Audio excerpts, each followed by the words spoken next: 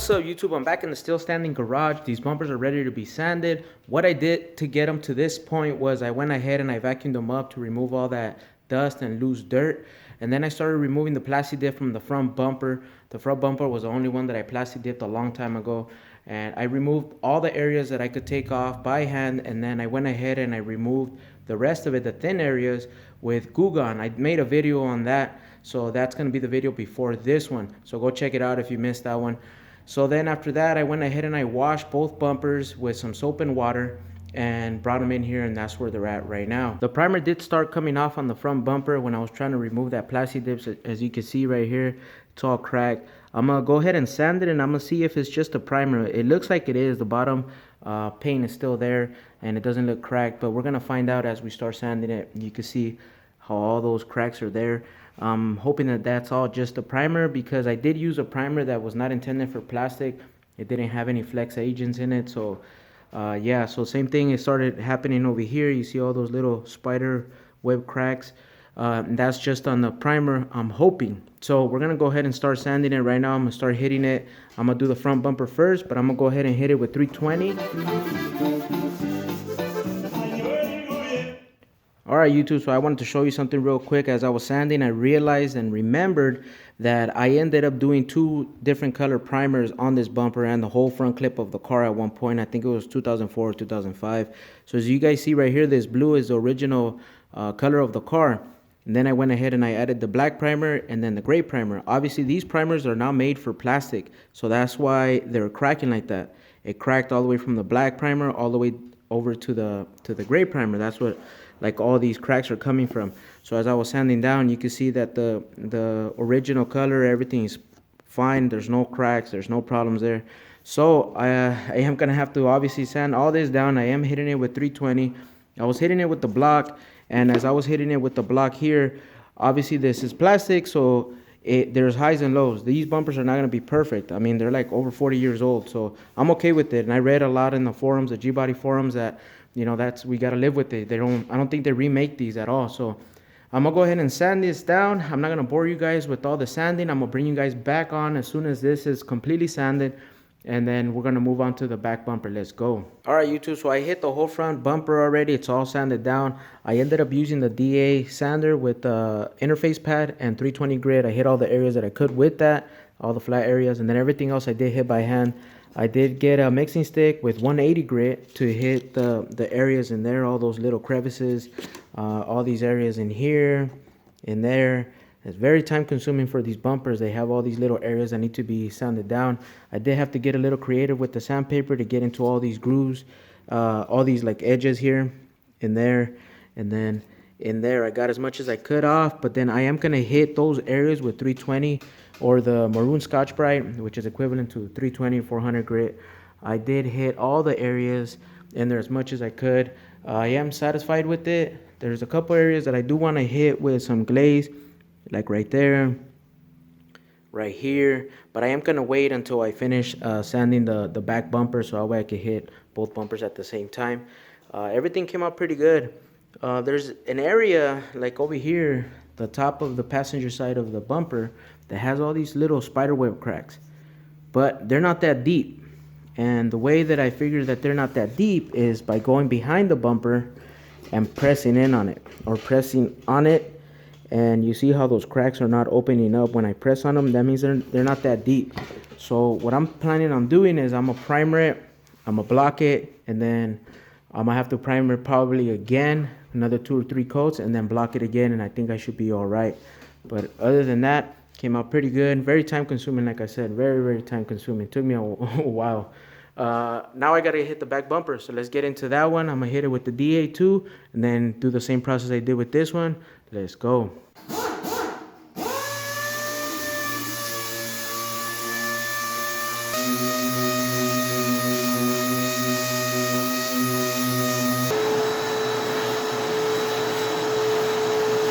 One thing I forgot to mention is that I do put the DA like at a slower speed, and I keep it moving, so that way the paint or the bumper doesn't get too hot and I'm not burning the primer or the paint into the bumper again. Alright, YouTube, so the back bumper is completely sanded down. I'm ready to move on to the next step on both bumpers now. So I'm gonna take care of all the spider web cracking and all the gouges that I found. I'm still gonna go through some areas and see if I find any more that I need to fill. But you see this crack right here? It looks like it's a seam because it's on both sides of the bumper. So I'm gonna take care of those areas. There's these areas down here, and then that right there. One area that I do want to apply a complete skim coat is going to be right here, which is why I sanded this down all the way down to the plastic. You see that edge right there, how it's all busted, it's all cracked out. So I'm going to put some glaze in there, but I'm going to put some tape inside that gap here. So that way none of that glaze gets in there and it creates more work for myself to try to sand that out of there. So I'm going to put a skim coat here, and then there's a couple of gouges there. And then I'm going to go throughout the bumper, actually both bumpers, and fill those in. Same thing here. You see that seam right there that I was talking about. So I'm going to take care of those. But what I'm going to do first, I'm going to go ahead and I'm going to clean it with some of this.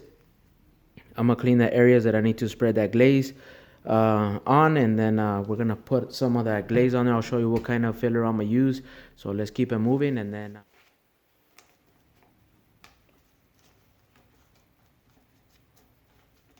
Alright, so both bumpers are cleaned up, they're ready to go. I'm just waiting for them to air out. While they're airing out, I'm going to start mixing up the glaze that I'm going to be using. And the glaze that I'm going to be using is from Evercoat. It's going to be this right here, PolyFlex. A lot of the pros are recommending this for the plastic bumpers. It's really flexible, and it's a little pricey, at least for me, because this was like 50 bucks, 50, 55 bucks, something like that. And just to give an example, Rage Gold, the gallon is about 60 bucks, something like that. So look at this is about 30 ounces. So I'm gonna use this, I'm gonna mix it up. One thing that I was thinking about as I was cleaning up the bumpers is that I know I'm gonna find some more defects or some more gouges that I'm not gonna be happy with after I primer them, because the primer is gonna pretty much magnify the gouges or whatever it is. So I know I'll have to take care of those areas after they're primer, and I'm okay with that. So we have the glaze. So this is the hardener here. I'm just moving it around. I'm gonna put a little bit.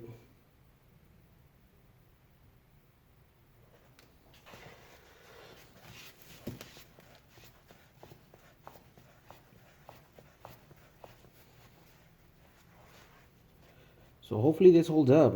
Like I said, a lot of people were recommending this and saying that this is a really good product. And then I saw a lot of people when they were applying it, I think I saw it on YouTube as well, when they were applying it, or after they applied it and sanded it down and all that, they started flexing like the bumper, like really like bending it almost like 90 degrees, and the filler wasn't cracking. So I mean, I know my bumpers are not going to be flexed that bad. I mean, if it gets to that point, that means that the bumpers will have to be replaced. I mean, because that's going to be a pretty big hit, in my opinion, if it's going to be flexing that much, right? So all right, so it looks like pretty much it's good.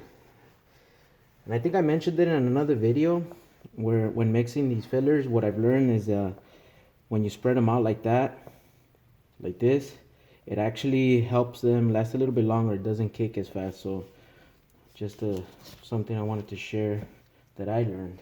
So all right, let's go put this on.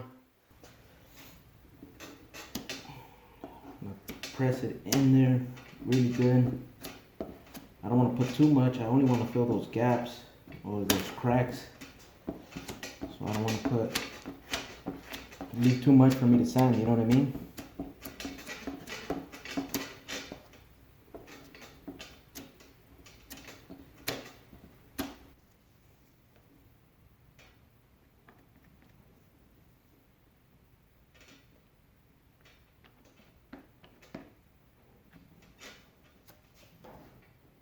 Okay, so it's been about 30 minutes since I applied the filler.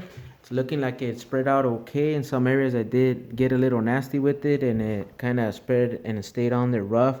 But it's just going to take a little bit more sanding, a little more elbow grease to knock it out. So what I'm going to use right now to block it is going to be 180 grit on a block. And then these bumpers are a little wavy, so I'm going to have to take the sandpaper off the block and then start doing it by hand. So it should sand pretty good.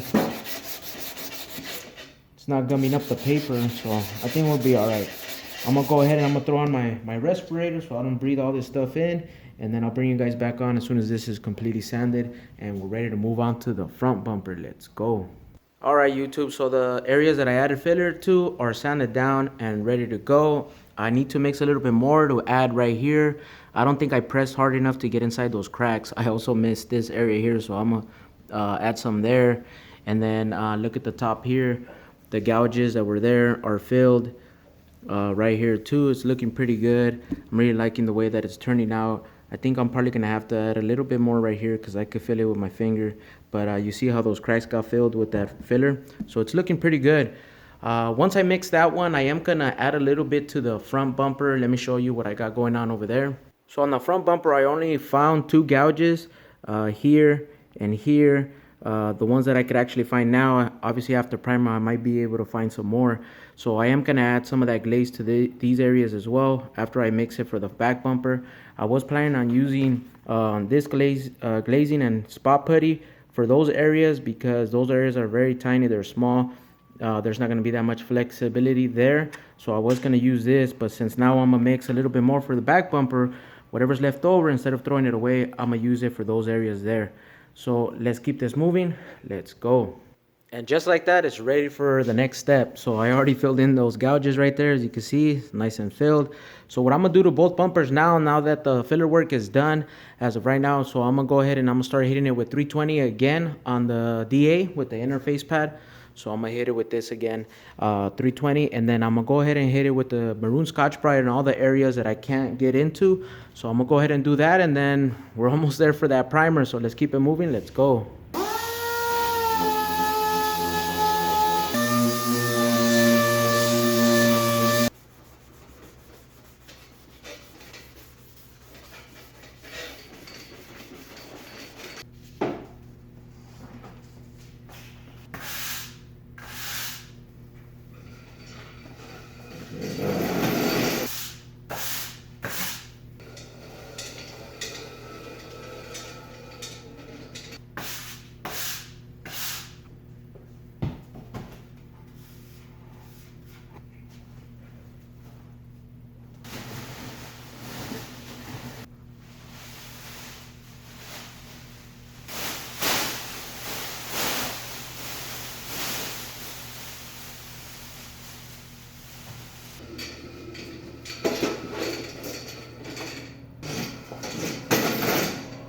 Alright YouTube, so it's time to clean these up with some wax and grease remover. This is what I'm going to be using right here.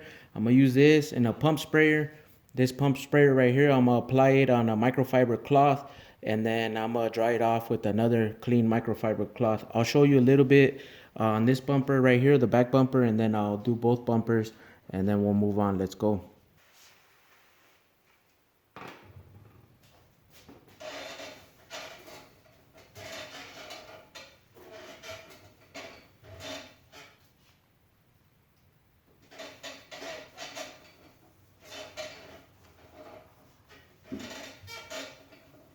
So I'm about to tack it off. I do have my tack cloth right here sitting, airing out for a little bit. I'm gonna ball it up, and then I'm gonna go ahead and hit it with some air. And with this, I'll show you guys how I do that real quick, so that way you guys get an idea.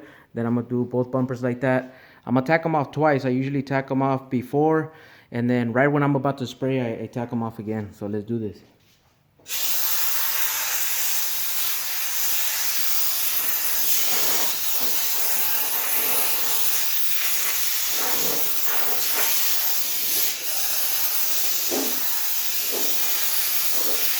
So both of them are tacked off and ready to go. So I'm gonna start mixing up the primer real quick. So I'm gonna show you guys what I got going on over here. I have the tech sheet up there, but first look at that Eastwood aerosol can rack. I need to get a few more to start organizing myself over here. I do have a lot of the chemicals out here. I need to get myself a flammable cabinet, but those are pretty expensive. So the tech sheets right here for the primer, it's asking for a fluid tip 1.8 to 2.0. I only have a 2.0 tip, so that's what we're going with. And it says 8 to 10 psi with HVOP, so that's at the cap. So I'm gonna be using 29 psi. So I'm gonna show you guys what primer it is right now. So this primer right here, it's from SEM. It's a flexible primer, and it could be applied on bare plastic. So I'm not gonna use an adhesion promoter. I'm gonna go straight with this. It could be applied on plastic and also old finishes. So I'm gonna go ahead and mix that up. I mean, I already agitated it in the can, so all I gotta do is go in there with the mixing stick. It doesn't require any reducer or any activator. It's ready to spray. So I'm gonna go ahead and do that right now. Let's open it up, and then we'll start mixing it up.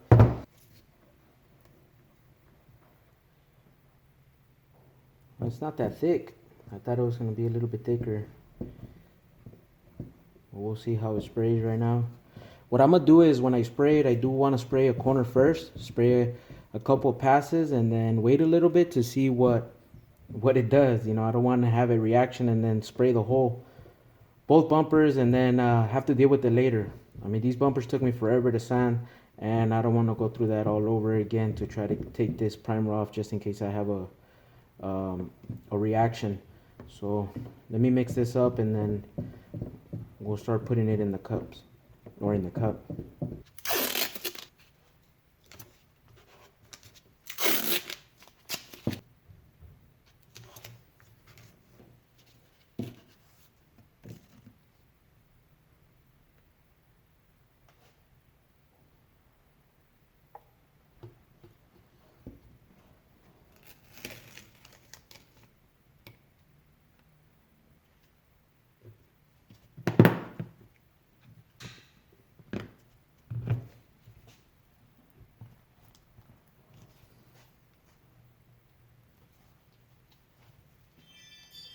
Let's spray.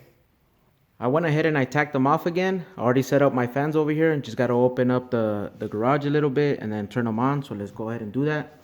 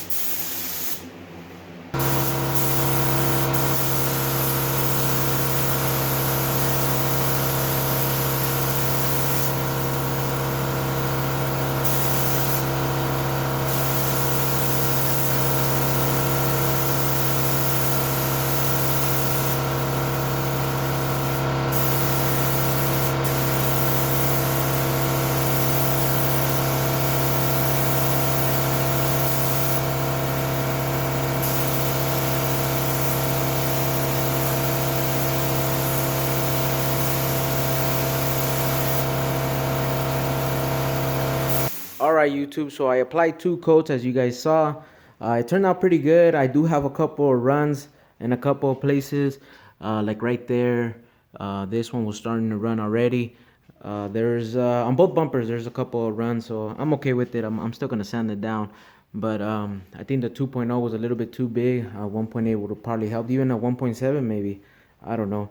So now that the primer's on there, you can see a lot more of those gouges. I mean, those weren't that noticeable when I was sanding it down, or else I would have applied some glaze on there. So I got that right there.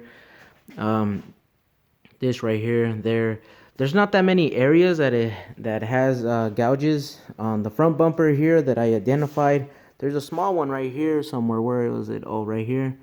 There's that one right there, and then this one right here. And then on the bottom of the bumper, of the front bumper, it has a lot of gouges actually. So it has all these right here. I'm not gonna worry about those. I'm not gonna fill those up. I'm okay with leaving them like that. It is the bottom of the bumper. Like I said, this isn't a show car. I'm okay with it.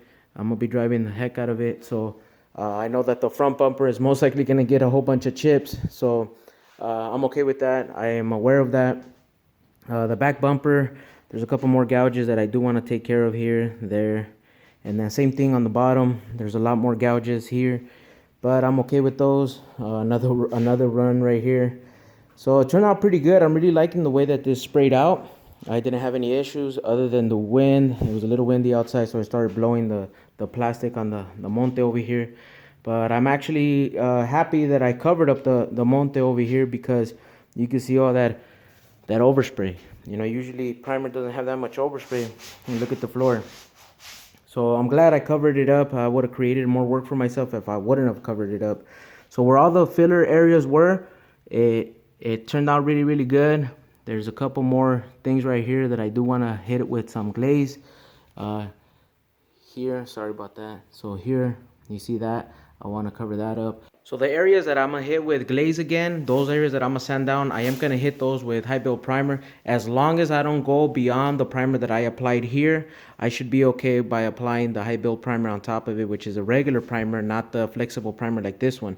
So I did read up on that, and they were saying that it was okay as long as I don't go to the plastic, so I should be all right. So what I'm gonna end up doing is I'm gonna prep the pieces that I'm gonna primer next, which is gonna be the header panel and some miscellaneous pieces. And when I'm ready to hit those with high build primer, I am gonna hit the areas on these bumpers that I repaired. I already cleaned up my gun with some lacquer thinner, took it all apart, cleaned it all inside, the outside too. It's all nice and clean. Got this little brush kit from Amazon as well. I'll put the link in the description. This is really, really good. It really helps. Alright YouTube, so stay tuned for those next videos. Still building this Monte. We're almost there. I'm glad I'm done with these bumpers. It took me about 2 to 3 weeks, I think it was. Maybe 4 weeks, I don't even know. But it took me a long time to get into all those little grooves there. So if you're working on these type of bumpers, good luck and have some patience. Let's go.